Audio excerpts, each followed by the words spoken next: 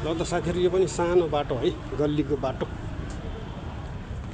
र यो बाटोबाट गएर म यहाँहरूलाई ग्रामीण परिवेशको पुरानो घरसम्म पुर्याउने छु है त। ल प्रतीक्षा गर्नु होला है, आउँदैछ बिस्तारै।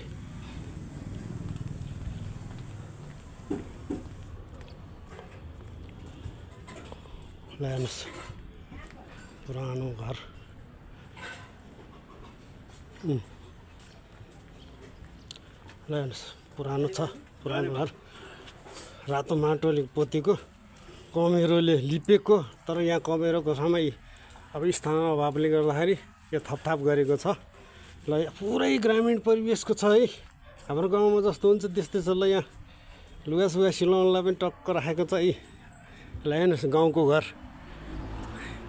यो नयाँ बाइन्सरको है। तपाईँले फेरि अन्तै कतै खिचेर ल्याएर फ्याल्दैछ भन्नु होला, त्यस्तो होइन। ल हेर्नुहोस् यहाँ त गाईको गोठ छ कि छैन? गाईको गोठ ए गाई। ल है त अहिलेलाई यति मात्रै, त्यसपछि यहाँ गाई रहन्छ। म त्यो पनि छ कि भन्ठानिरहेको थिएँ। ल